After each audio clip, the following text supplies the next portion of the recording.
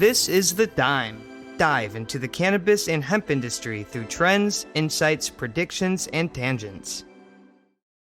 What's up, guys? Welcome back to another episode of The Dime. I'm Brian Fields, and with me, as always, is my right-hand man, Kellan Finney. And this week, we've got a very special guest, Dr. Tim Shu, CEO and founder of VetCBD. Dr. Shu, thanks for taking the time. How you doing today? Hey, thanks for having me. Appreciate it. I'm doing very well. Thank you. Kellan, how you doing? I'm doing really well. It's nice to have another West Coaster out on the podcast, and I'm really excited to talk about cannabinoids and pets. Yeah, you see how I quickly tried to get past that. But yes, Dr. Shu is on the West Coast, so we'll put another one in the West Coast. So Dr. Shu, for our listeners that are unfamiliar with you, can you give a little bit about a brief background about you and how you got into the cannabis space? Yeah, sure. So I'm a veterinarian, practice in general emergency critical care medicine. And for me, the way that I've approached cannabis and cannabinoid therapeutics is that if there is value in cannabis, then we really owe it to our patients or our clients to be able to really find out what that value is, right? Even if there is no value, then we've got to be able to say, okay, we've done our due diligence, we've looked at it, and we've either found that there is value or there isn't value. But turns out there is massive value in cannabinoid therapeutics and understanding the endocannabinoid system. Now, one of the big problems is that we're not educating not only the clients that benefit the most from it, but we're not educating our healthcare professionals about it. And so we're really doing a huge disservice to the medical community and its clients and patients. And so for me, that's how I got into the cannabis industry in 2015. So take us through VetCBD, the origin of that, how that came about, and kind of what led you to wanting to dive into this path. Yeah, so, I had heard about how cannabis could be beneficial for humans. And for me, it was always the question of, okay, if cannabis can be beneficial for humans, are we able to make it beneficial for animals as well, right? Because most people, when they think about cannabis, they think about the intoxicating aspects of it, right? They think about the THC, they think about people getting high and things like that. But what they, at least back then, what people didn't realize was that cannabis is not just THC. Cannabis is CBD as well. It's also CBC, CBG, et cetera, et cetera. But there are ways that we can utilize it to be able to make it so that it's non-intoxicating for animals, so it doesn't get them high, but they're still able to get the medical benefits from it. I think that's really well said. And I want to kind of dive into more of those specifics. So some of the products you listed on your website, you talk about the ratios and the 10-to-1s. Now, my question to you before we kind of dive into some of the specifics are pet CBD products similar in their formulations as the human CBD products? They're different in the formulation. First is the ingredients, right? There are ingredients out there that are perfectly fine for people to ingest, but can actually be toxic to animals. And so the one that everyone knows is chocolate, right? You never give your dogs chocolate.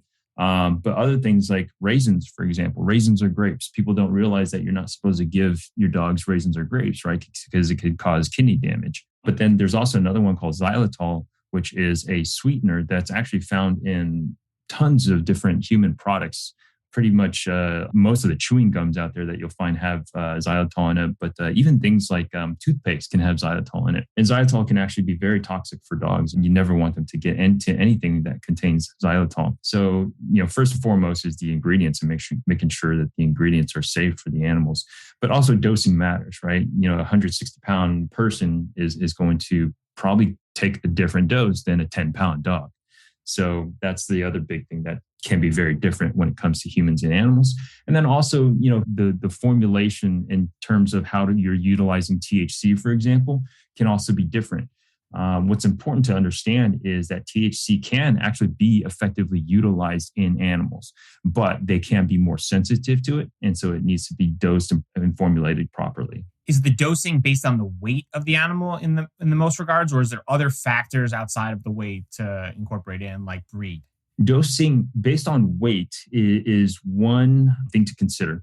Now, whether there are breed differences, I don't think anyone really knows that quite yet. There certainly could be. We know that in terms of veterinary medicine, there are specific breeds that may have different metabolic issues that are attached to that specific breed. Now, what we do see is that there are a lot of individual variations in terms of metabolism and the endocannabinoid system, and we call this pharmacokinetics. And so what that means is you can have two dogs that are the same same weight, let's say they're 50 pounds and you give them the exact same amount of CBD. Let's say you give them 10 milligrams of CBD and one absorbs it a lot more than the other one does. And another one may metabolize it a lot more quickly than another one does.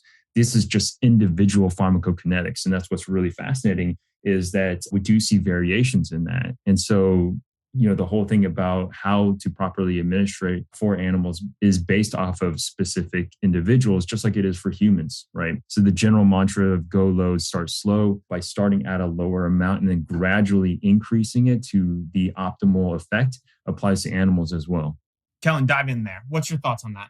My thoughts are in relation to why I would be wanting to administer a cannabinoid to my pet, right? I mean, I have a dog and like the weight factor, I've explored CBD products in the past as well for one of my parents actually had an older dog that was struggling with like joint pain, which I thought might kind of increase its enjoyment of life. And the weight thing was one item that the brand I was looking at, they kind of divided it into like, okay, here's a dosage for dogs that are 0 to 30 pounds, 30 to 60, 60 and up kind of a situation, right?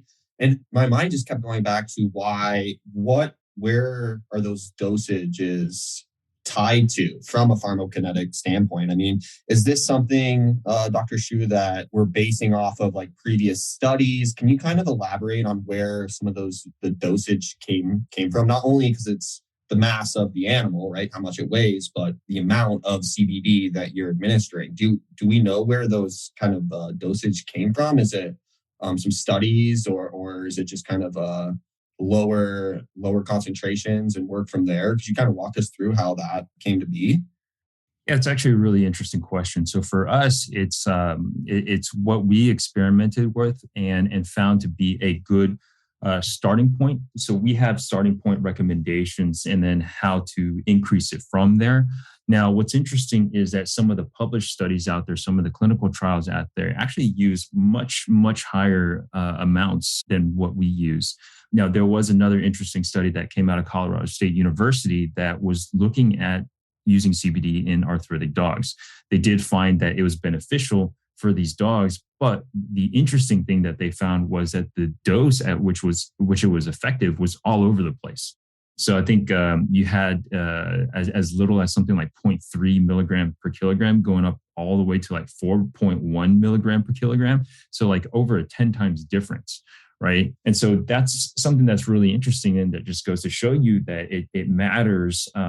The individual matters. Another thing that's really interesting, especially on the hemp side of things, is that there is no regulation in regards to the testing the content of cannabinoids in a product. So, there's time and time, there's been multiple studies out there that have looked and said that, based off of, testing, 30 or 50 over the counter hemp CBD products, a number of them don't actually sit within that 90 to 110% of the label claim. So, for example, if something says it has 100 milligrams of CBD in it, in order to be accurate, it has to fall within 90 to 110%. So 90 to 110 milligrams of CBD. But time and time again, multiple studies have shown that a lot of products out there don't actually contain that 90 to 110% range. And some of them actually don't contain any CBD. So that's the problem is, people are using these products sometimes and finding out that, they're not seeing any benefits. But the issue could be that they're actually not getting what they're paying for.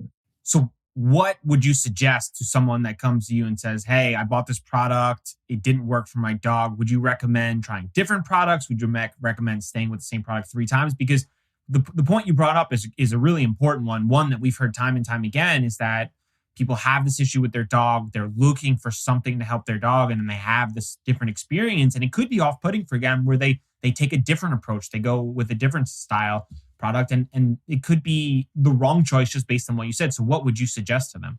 Well, first, what I would say is loop your veterinarian in, right? I understand that years ago, I've always told people this, right? Talk to your veterinarian first and foremost. Make sure they're involved in that conversation. And, for a long time, people come back to me and say, I've tried talking to my veterinarian. They refuse to talk to me about it, or they don't know how to answer my questions. They're not educated about it. But slowly over time, we've seen that change. And that's awesome, right? That's progress. And we are starting to see more and more veterinarians feel comfortable being involved in that conversation. So first and foremost, talk to your veterinarian about it, right? Because you want to make sure that whatever you're trying to address can be adequately addressed by cannabinoid therapeutics. And we are seeing more veterinarians be educated about it. We do a lot of presentations for veterinarians about the things that cannabis can be utilized for and how to look for quality and how to guide your clients through this process to make sure that they're getting quality products. But the other thing is that any product that they purchase should have a COA tied to that specific product, and that COA should be available on the website, or if you reach out to the company, they should be able to provide that for you. And a COA is a certificate of analysis. If you really want to get down to it, you can also verify with the lab that ran that COA that COA is accurate.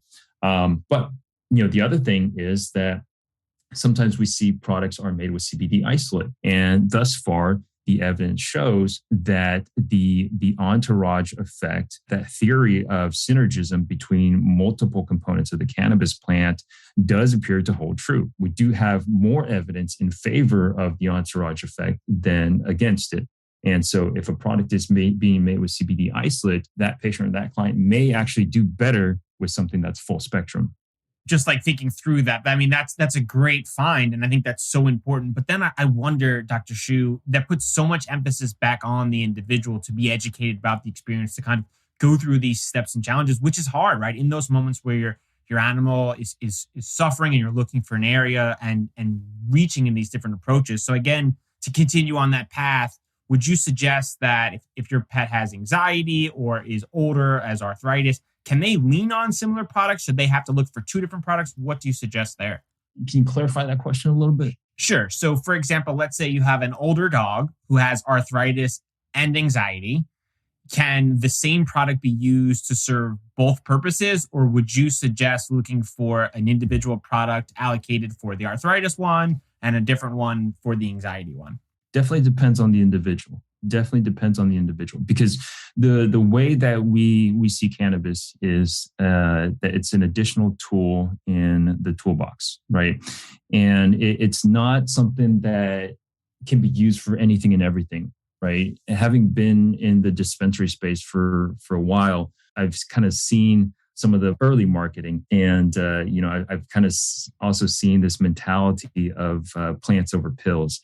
But really, it's not plants over pills. It's not pills over plants. It's both, right? You have to be able to utilize the right tool for the right situation. And in some cases, traditional pharmaceuticals are going to work better. In other cases, cannabinoid therapeutics may work better. And in other cases, a combination of the two may work best, right? So it just depends on the individual and their situation.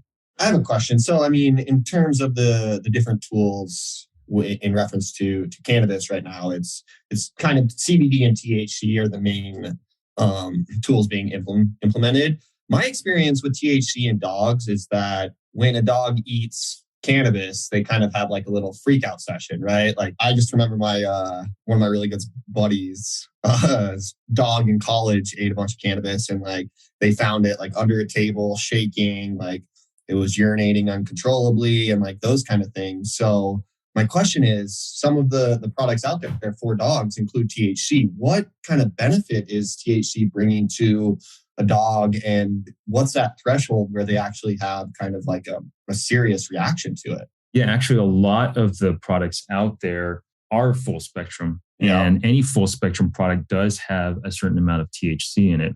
What's important to understand is that THC, the effects of THC are dose dependent, right? Which is pretty much the case with everything else. And what we see a lot of times with cannabinoids is that they have biphasic properties, right? So what that means is that you, at lower ends, you get a different effect than you may at higher ends, for example. And one of the things that's really interesting about THC is that at lower doses, it's anxiolytic, meaning that it can actually help with anxiety. At higher doses, it can be anxiogenic, meaning that it can generate or create anxiety. This has to do with how it works on the different receptors in the different parts of the brain. But it's the same thing with people, right? if a person took 2.5 milligrams of THC, they may be okay. They may be calm and relaxed, right? Now, if they took 250 milligrams of THC, it's going to be a different story. Yeah, it is. So, it's a very similar situation that applies here, right? It's really the dose that makes the difference. And what people don't realize is that this can be applied to so many other things in life, right? Taking a daily vitamin, that's great, right? Taking a bottle of daily vitamins every day, that's probably a very, very bad idea, right? And so it's the same thing with, for example, like salt, right? You need salt. It's an important part of your diet and nutrient requirements. But if you take in too much salt, that's unhealthy for you, right? That's not good for you. Same thing with oxygen. You need oxygen to live and survive, but you can't breathe 100% pure oxygen. Eventually you get oxygen toxicity from that. So, it applies to just about everything in life, is finding the right amount. So we found out through experience that sometimes when you take too much THC, you can have CBD to kind of have that kill switch and that off-putting experience and kind of bring you back down. Does that work similarly in animals where hypothetically, if a dog consumed too much THC, which I do have experience with and it was awful, you can give the dog CBD in order to kind of help mellow it out? Is that possible? It's an interesting question, and I think that it's definitely one that's up for debate. There's evidence that kind of points in either direction. Some say that the CBD has to be taken either before or with the THC, but whether or not THC can lessen some of the intoxicating side effects of THC, I think that remains to be seen. I don't have any good evidence to say one way or the other right now. So continuing on, just I'm asking for personal experience. Hypothetically, if the dog got into, let's say, the leftover bowl, would that be enough THC to possibly cause it one of those higher effects if it's a smaller weight dog? Or does it need to be consumed in a different way outside of, let's say, grounded flower? So, well, the grounded flour, that depends. Grounded, in general, flour, you get more of the acids. So, for example, like THCA, and THCA is not intoxicating. Now, if it's decarboxylated from THCA into THC, it's a different story. But it just depends. The thing is that when people are making edibles, they tend to put a fairly large amount of THC in there. And so, and if there's ever a cause for concern, the easiest thing or the safest thing and the best thing to do would to take your dog to your veterinarian, right? Because the other thing to consider is what other ingredients could they have ingested. So a lot of times you may have, when people are making edibles or mixing it with chocolate and butter and things like that, that may cause GI upset or chocolate toxicity in those dogs. So, if there's ever a cause for concern from ingestion like that, the best thing is to bring your dog to your veterinarian. Is there any recent research that you've discovered or read about that you're excited for the pet space? Any minor cannabinoids that you're really excited about to kind of integrate into the future?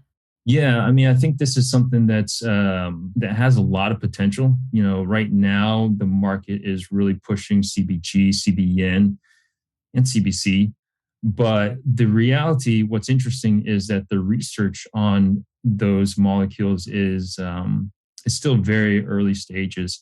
We have preclinical research that's out there. So, looking at CBG, CBC, and its effect on maybe mice and rats and, cells that are sitting in test tubes or petri dishes. But we don't really have any good clinical trials that are looking at those cannabinoids. And I think that there's potential there in those cannabinoids. Exactly what we're not quite sure of.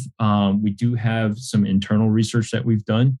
And so there are some formulations that we've come up that actually do seem to be more beneficial in certain cases than just utilizing full spectrum CBD. So we're pretty excited about that.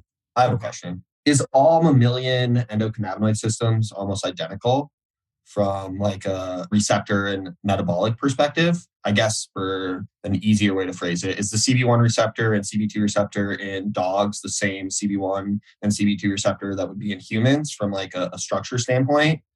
As well as, and then my follow-up question would be, is it same from like dogs to cats? How much research has been done on understanding the endocannabinoid system in species outside of humans? Yeah, that's a great question. And in terms of the endocannabinoid system, speaking of it from an evolutionary perspective, it's an ancient system, right? It's been around for millions and millions of years, and that's why we have it in all vertebrate animals. So whether it's mammals, birds, fish, reptiles, they all have an endocannabinoid system. And in fact, some invertebrate animals have endocannabinoid systems as well. So we know from an evolutionary standpoint that this system has been around for a very, very long time. The other thing that we know is that even though it's similar in terms of its function in animals, right, its main overarching goal is homeostasis, and it plays that role in a number of things: mood, appetite, sleep, metabolism, inflammation, reproduction. But we do know that there are species differences, right? It's not going to be the same across species. One of the most remarkable things that everybody seems to have heard about is that dogs have a higher concentration of CB1 receptors in a portion of their brain called the cerebellum, compared to other species that have been studied. Now, going back to your CB1 and CB2 receptor question, we do know that the CB1, CB2 receptors across species are similar, but they're not exactly the same. There are some slight differences between the CB1, CB2 receptor in a dog, and a human, and a mouse, and a rat. You said the dogs have a bigger CB1 receptor? Higher concentration. Higher concentration. Higher concentration in their cerebellum of CB1 receptors. So what would that mean? So more sensitive? Would they be more sensitive to the molecules that bind with their CB1 receptor? Yeah, exactly. So they can be more sensitive to molecules that bind with the CB1 receptor. And so THC is a partial agonist of the CB1 receptors. And so that means that they are more sensitive to THC. That's cool. So let's go through the product formulation. Do you start historically? Have you started with an idea from a conception saying we'd want to go with a ratio, or are you starting more with research and working through? Take us through the process from idea to end product. Yeah, it's really interesting because in terms of the research, there's a lot of preclinical research out there that's been done, right? So you'll find studies that say, this or that cannabinoid was able to do this in mice or rats, or it had this effect on cells in a petri dish. And so that preclinical research is helpful because it provides a hypothesis, but then you have to come up with the formulation to be able to test that hypothesis on a patient group that hasn't had clinical trials on it, run on it before. And so it's a mix of taking the research that has been done and experimenting and trying different formulations in a real world environment and seeing what works best. So that's the simplest way for me to put it. What's the time frame for something like that? Depends. I mean, you can have some things, I know that certainly in some cases, we were like, we'll do this over the course of 6 months, and it ends up being 12 months, and it's ongoing. I think other stuff, there's other projects that we've had that it's run longer than what we hope for. And you'd be surprised, when it comes to pharmaceuticals, in the pharmaceutical industry, going from the beginning to the end phase until the patient is actually able to benefit from pharmaceutical, that could take decades. Is the pharmaceutical development in dogs the same as pharmaceutical development timelines in humans? How do those processes work together? Do they work together? Because there's narcotics that are approved, like painkillers, right? Those are approved in humans, and the same molecules approved in animals as well. Is there some? Do they overlap like that? Yeah, so there is some overlap in terms of animal and human pharmaceuticals. There are some pharmaceuticals that humans use that are used in the veterinary world as well, and some that are not. Just because there are some that are safe for people, but that are toxic for animals. So there are also veterinary drugs that are specifically developed for animals. Okay. I was going to say, do all trials start with mice? Is the equal starting ground, or is that not correct? A lot of them do. A lot of times in humans, they try to use models that reflect human systems. So it's not always in mice. Sometimes they may use pigs, for example. So on your website, I read about your corporate social responsibility policy. For every bottle purchased from our site, we donate a bottle to rescue organizations so we can help the helpers. Why is that so important for your organization to continue the messaging? Well, for me, my perspective has always been that business should be utilized as a vehicle for philanthropy, right? So as a business, we always have to be looking at how can we give back? How can we improve the world? How can we leave it a better place than we found it?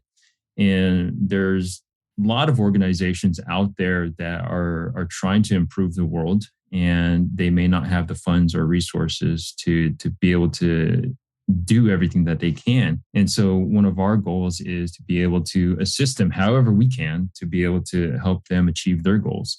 And so one of the ways that we do so is by doing that 1-for-1 program. But, we also have other things like we have a scholarship that goes towards veterinary students and veterinary nursing students because, students are heavily burdened by debts and loans these days. And so we want to help ease that burden for them. That's awesome. It sounds like you guys are also doing research. How do you balance like conducting meaningful research while trying to use that research to help kind of support the business? Yeah, so we take a look at what has the most evidence and what has the most potential to be able to benefit these animals out there, and it's also based off of what's available on the market, right? It wasn't always the case that these different cannabinoids were available, and there are actually some specific components of the cannabis plant that I'm very interested in. But right now, no one's really extracting them. So it also depends on what's available in the market. So right now, a lot of extractors are, they've got a lot of CBG, a lot of CBN, a lot of CBC. And it wasn't always that way. But in the future, we'll start to see other cannabinoids be more available for research. Some people are doing CBT. Some people are doing the acids like CBDA, CBGA. And those are all very interesting. So I'm excited. Which areas, you said before, there were certain areas that you were most excited about. Is there a certain cannabinoid in particular or a certain group of cannabinoids that you're most excited about? Well, everybody's heard of CBD and everybody loves CBD, and rightly so. In terms of other cannabinoids that I'm super excited about, I would actually have to kind of flip that question.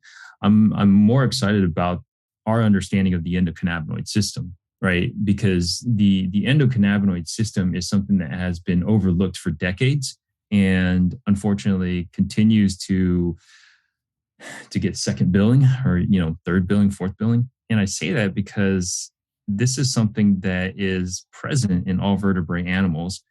It is deeply intertwined with all other physiological systems. It's responsible for homeostasis in so many different aspects of our lives. Yet it's currently not being taught in most professional medical schools, veterinary schools, or nursing schools. I ask recent graduates that are doctors, that are nurses, I ask them, what did you guys learn about the endocannabinoid system in school? More oftentimes than not, the answer is nothing. And these are some of the doctors that are going to some of the best medical schools in the country. And so you think about that and you think about how important the endocannabinoid system is, and you think about the fact that they're not teaching it in some of the best schools in the world. And that makes you wonder about the potential of this system and how much we'll learn about it in the next 5 to 10 years and the impact that will have on our health and well-being. Are they surprised when you ask them that, how much they've learned, and they say nothing? Are they kind of taken back by there could be an entire system they've never learned about? Take us through that kind of conversation. It's an interesting conversation because it's not something that they've ever heard about. And so for a lot of them, it's just like, oh, I've never heard about it. And in some cases, it's almost surprising because there's a lack of interest because if they never heard about it, they don't understand the impact or the importance of it. Right.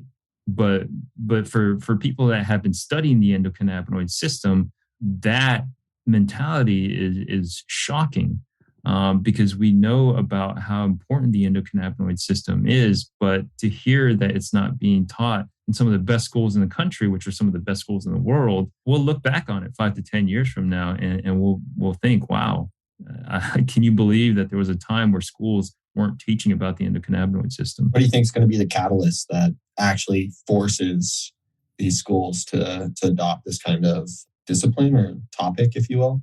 It's a great question. And I think it's twofold. what we've seen over the years is the clients or the patients actually going to their doctors and saying, hey, I've been using CBD, I've been using cannabis, and this is the thing that has worked well for me. And this is what we've seen in doctors. And people come back to them and say, this is what's worked for me. CBD's been working for me. Cannabis has been working for me. And then they have to ask, okay, well, why is that the case? What is it about cannabinoid therapeutics that's actually working? I, as a medical professional, have an obligation to look into this, to understand what this is. And if it's beneficial for my patients, then I have a moral and ethical obligation to understand why. And if I can assist them in improving their health and wellness through cannabinoid therapeutics, through the understanding of the endocannabinoid system, then I need to do so, right? So that's one avenue. The other avenue comes from, let's say, a kind of a top-down perspective. We know that pharmaceutical companies are developing drugs that specifically target the endocannabinoid system. And right now we have Epidiolex, which is CBD, that has been FDA approved. Now doctors are forced to understand this, right? Well, this is an FDA approved drug. So why has this FDA approved drug been approved for certain forms of seizures? And in the future, we'll see more of that, right? Just an example is there's pharmaceutical companies out there that are targeting specific enzymes that are involved with the endocannabinoid system, right? So one of them is an endocannabinoid reuptake inhibitor. And so what this drug does is it prevents the endocannabinoids from being taken into cells and broken down. So what it does is increases your endocannabinoid tone, so your circulating levels of anandamide and 2-AG, and this can have different effects. And so when these drugs get FDA approved from the pharmaceutical companies, we all know the pharmaceutical company does a very, very good job of educating doctors, right? I mean, they do. They have their ear. That's the reality of it. It is. And so when pharmaceutical companies get these drugs FDA approved that specifically target the endocannabinoid system, doctors will absolutely be hearing about it. Do you think federal legalization would also probably facilitate that from an educational standpoint, or do you think it's going to have to come from like the institutions that kind of run the information? Yeah, it's not binary. It's a combination of everything, right? So federal legalization will certainly help, but now that hemp and its extracts are legal, everybody is able to access CBD. Since you've been in the cannabinoid industry, what has been the biggest misconception? I think, honestly, one of the biggest misconception is the demonization of THC, right? And that comes from, almost a century of prohibition, that THC is something that just gets you high, and THC is something that just ruins your life, which is absolutely not the case. THC does have medicinal benefits. And to deny that and to say that it doesn't have any sort of medicinal benefit is intellectually dishonest.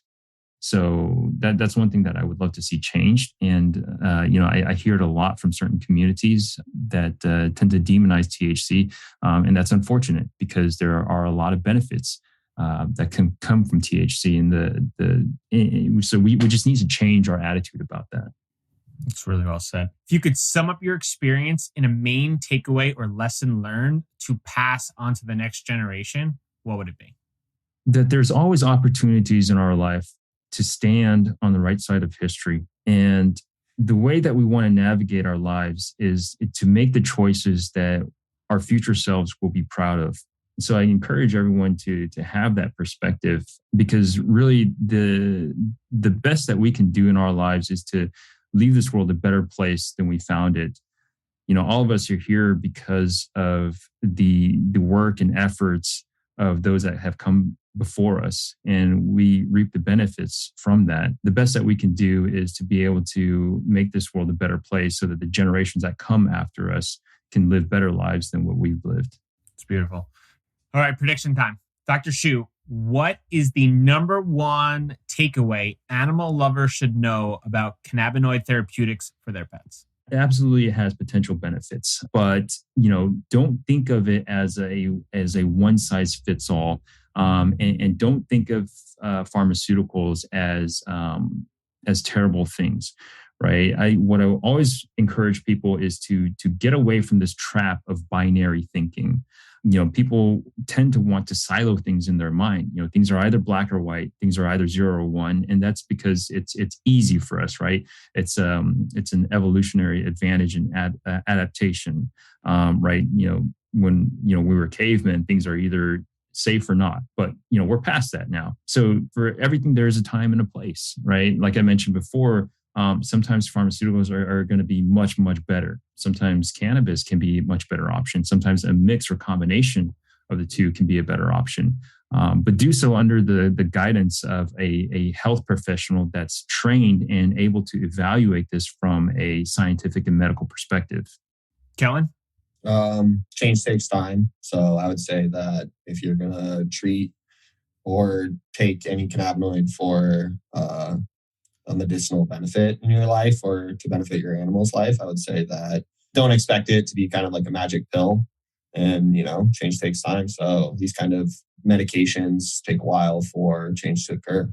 What do you think, Bryan? Yeah, I think those are all really good. And I think there's different products for different people, different dogs. And I think not everything should be a one size fits all. I think both of you said really, really strong points. And I can think back to multiple conversations where people have leaned to us and say, hey, I've tried this product for my dog. He didn't have anything. It didn't show any effects. It doesn't work. Well, it's like, okay, where'd you get the product from? And then kind of circling back, and Dr. Shu, like what you said, look into the product. Make sure what you're giving your pet is exactly what it says. Consult your doctor on that. It should always be the same thought process. And I think sometimes people, they hear these conceptual ideas and they want things to work so bad, but they don't go through the necessary steps to make sure the product they're selecting is the right one. I think sometimes they're too trusting of just seeing a product and hearing about it versus kind of doing the steps, checking the COA, doing some individual research, reaching out to their vet, looking on sites like yours and kind of taking those next steps to make sure that they're selecting the right type of products. So Dr. Shu, before we wrap, where can our listeners get in touch with you, learn more? Yeah, they can check out our websites at VetCBD.com or VetCBDHemp.com. Awesome. We'll link those all up in the show notes. Thanks so much for your time. Thank you. Thanks for having me. Take care.